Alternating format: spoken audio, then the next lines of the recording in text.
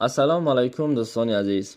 در نوار امروزه درباره قدها و حالتهای جسمانی یکشان پیامبرمان صحبت میکنیم. موضوع را از دور آدم علیه السلام شروع میکنیم. آدم علیه السلام پدر این جمعی انسانیت میباشد. ما او شخص را پدر خود، اولین وجود خود میدانیم.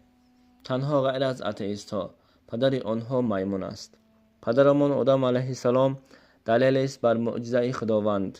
به پدر به مادر با امر خدا آماده شد و در حدیث امام بخاری رحمت الله علیه رسول الله صلی الله علیه و سلم می‌فرماید الله آدم را با نور خود آماده کرد. قد او 60 ذراع بود. 1 ذراع به آرنج دست تا به انگشت بین انسانیت است. تخمینا 60-70 سانتی متر است.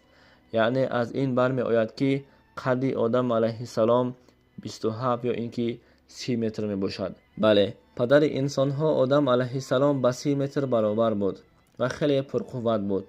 او زاد وقتی به زمین آمد قریب 1000 سال زندگی کرده است. در جنت چقدر زندگی کردنش بر ما معلوم نیست و معلومات دقیق نداریم. آدم علیه السلام وقتی خداوند امر کرد که از این میوه ذکر شده استعمال نکند، اما با سبب سرپیچی با وسواس شیطان استعمال کرد و از جنت رانده شد. تخمینا 200 سال سر خود را از این کاری کرده است، بس از سجده نه بالا نکرد.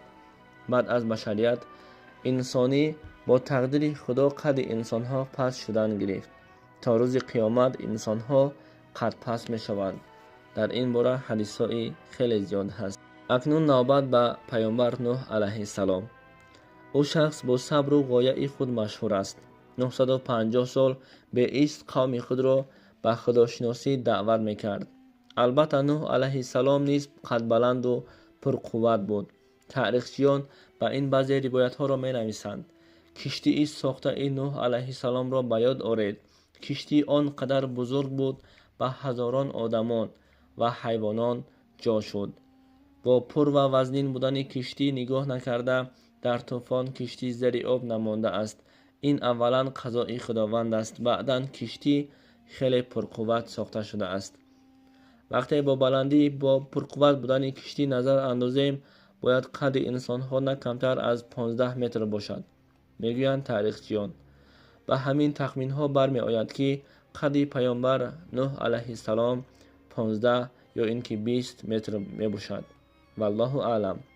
با این همه نگاه نکرده نوح علیه السلام قوم خود را نتوانست دعوت به یک تاشناسی به خداشناسی کنند، زیرا هدایت از خداوند است. خداوند به قوم عاد یک پیامبر روان کرد که این هود علیه السلام بود. قوم پیامبر چنان پرقوت پرجثه قد بلند بودند حتی که از صبح با برآمدن آفتاب تا بگاه یک کوه بزرگ را به زمین یکسان می‌کردند. در کلام الله چنین می‌فرماید: ای محمد علیه السلام، آیا ندیدی که پروردگارت قومی را که مانند نیست قوم عاد را چگونه به هلاکت دچار کرد؟ الله تعالی آنها را قومی که مانندش اختراع نشده گفته اعلان کرده ایستاده است. از این برمی آید که آنها چگونه قوم بوده اند. در منبع‌های تاریخی قد آنها 20 متر می باشد و خیلی زیاد زندگی کرده اند. از این معلوم می شود که قد پیامبر هود علیه السلام نیز 20 متر بوده است. در محله های قوم عاد در 300 یا اینکه 400 سال یک مرتبه مرگ می شود. با بلند و پرقوت بودن آنها ارگانیسم های آنها نیز با قوت بود. این قوم وقتی خود را به اله محتاج نیستیم گویان به عصیان رفتند. با همین طور پیامبرشان هود علیه السلام نیز اطاعت نکردند، دعوت او را قبول نکردند. در عاقبت خداوند به آنها شمال سخت پرعلم را روان کرد. در همان دور در روی زمین پرقوت ترین قوم را بر روی زمین به خاک یکسان کرد. درباره این خلیل خدا ابراهیم علیه السلام زیاد شنیدیم. از کودکی بر ما می آموختند وقتی پرسند از کدام ملت هستی بگو از ملت ابراهیم خلیل الله. بله، این را همه ما میدونیم. ابراهیم علیه السلام حسن زیبا و خلق زیبا داشتند. وقتی این شخص در کوچه ها گردد آدمان از راه دورتر می ایستادند. سبب راه باز کردن آدمان با قد بلند و هیبت بزرگ داشتن ابراهیم علیه السلام بود. صفت ابراهیم علیه السلام همین بود. اکنون درباره پیامبری که ملک فرعون را نابود کرده بود، درباره موسی علیه السلام صحبت کنیم. این شخص در کتاب‌های تاریخی با پرقوت بودن بدنش به یاد می‌رسد. رسول الله صلی الله علیه و سلم نیز موسی علیه السلام را قد بلند و کلان جثه و پرقوت بود گفته تعریف کرده بودند. در دور موسی علیه السلام آدمان وقتی به زمین خواب روند تقریباً 7-8 قدم حساب می شدند. قد میانه آدمان به 3 متر می رسید. برای پرقوت بودن موسی علیه السلام یک چند دلیل ها موجود است. مثلا یک شخص از مصر قبطی بنی اسرائیل را لطکو می کرد. موسی علیه السلام وقتی پشتیبانی کردن قوم خود بخواست به قبطی یک شپلاق می فرارد. این ضربه مرگ نبود، اما قبطی با سبب همین ضربه به زمین افتاده جان تسلیم می کند. وقتی یک شپلاق او آدم را هلاک کند، تصور کنید که چقدر پرقوت داشتن موسی علیه السلام را. باز یک دلیل این است که موسی علیه السلام وقتی به مدین می رفت در یک چاه سنگ کلان زیر کرده بود.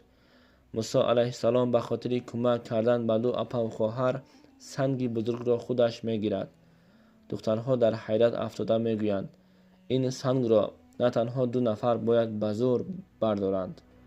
خلاص موسی علیه السلام شخصی قد بلند، تخمینا قدش 5 متر بلند بود. در آخری موضوعمان درباره خاتم الانبیا، امام پیامبران، چهره پرنور، شخصی که دنیا در انتظار این شخص بود، پیامبر ما و شما، پیامبر آخرین محمد صلی الله علیه و سلم و سیرت او صحبت کنیم. قد رسول الله صلی الله علیه و سلم با آدمان دور ما متناسب بود. قد او بلند هم نبود، پس هم نبود، میانه بود. قدش دائما راست می ایستاد. قفس سینه بلند، بین کتفانش پهن، قامتش خوب، قدمهایش نرم بود. برا رضی الله عنه چنین می فرماید: نمایانه رسول الله صلی الله علیه و سلم خیلی معتدل بود، بلند هم نبود، پس هم نبود. هر کسی که بیند از جسم او عیب و نقصان یافته نمیتوانست. وقتی تبسم کند چهره اش پر از نور میشد. این کس آدمانی در اطراف خود بوده را با خلق زیبای خود را میکرد. در بعضی روایت ها درباره قد رسول خدا صلی الله علیه و سلم کرامت بودنش تاکید می شود. یعنی هر کسی با رسول خدا برابر ایستد از رسول خدا پست می شد. کسی نباشد خواه قد بلند باشد خواه فربه در نزد رسول خدا پست می شد. این یک کرامت خدا و پیامبر ما بود. تاریخچیان از لباس ها سلاح های رسول خدا صلی الله علیه و سلم گفتند که قد رسول خدا با اقتباس امروزه به 1 متر و 75 سانتی متر می باشد گفتند. والله اعلم.